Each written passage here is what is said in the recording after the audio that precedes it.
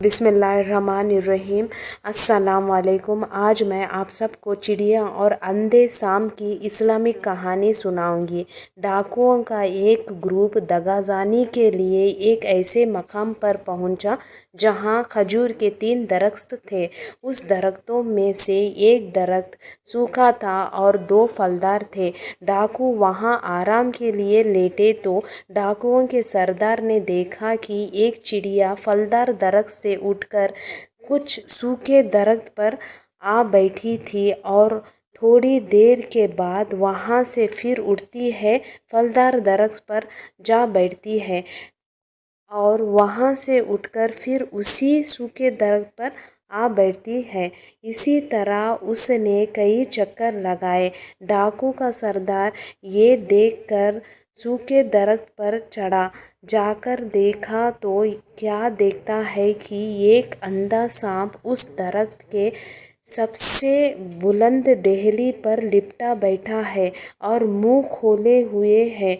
वो चिड़िया उसके लिए कुछ लाती है और उसके मुंह में डाल देती है। सरदार ने ये देखा तो मुतासिर हो गया और वहीं कहने लगा, अल्लाह से कहने लगा, ये एक मौजी जानवर है जिसके रिज़्क़ के लिए तूने एक चिड़िया मुकर्रर फरमा रखी है।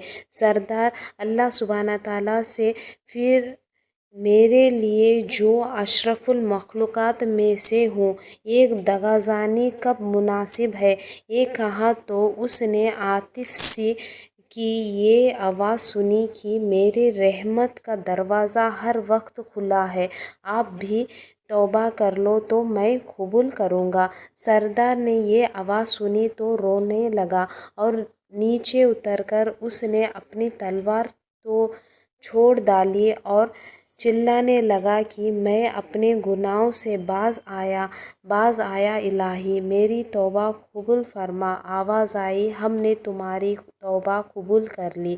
सरदार के साथियों ने ये माजरा देखा तो दरियाफ्त किया कि क्या बात है। सरदार ने सारा वाक़या सुनाया तो वो सब भी रोने लगे और कहने लगे कि हम भी तौबा करते हैं।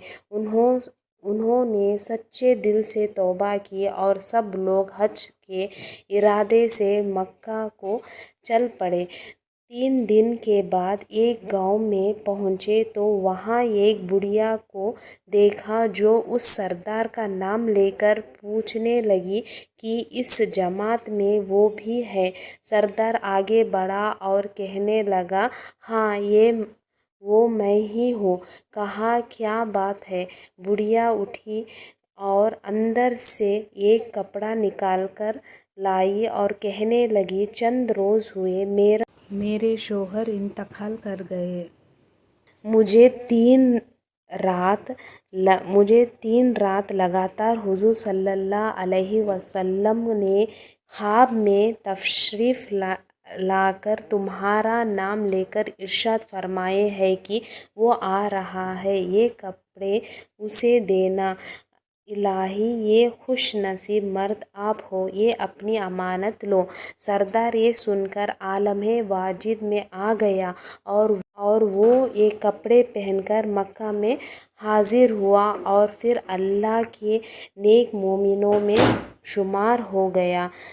यह हमें इस कहानी से ये सबक मिलता है कि इंसान चाहे कितना ही गुनहगार क्यों ना हो, मगर जब वो सच्चे दिल से तौबा कर ले तो अल्लाह सुब्हाना ताला उसके पिछले गुनाहों को माफ़ फरमा देते हैं और अपने नेक मोमिनों में शामिल कर लेते हैं। ये भी मालूम हुआ कि हमारे हुजूर सल्लल्लाहु अलैहि वसल्लम अपनी उम्मत के हर अमाल से आज भी बाखबर है और उनका कोई गुनहगार उम्मती सच्चे दिल से तौबा कर ले तो आप खुश होते हैं।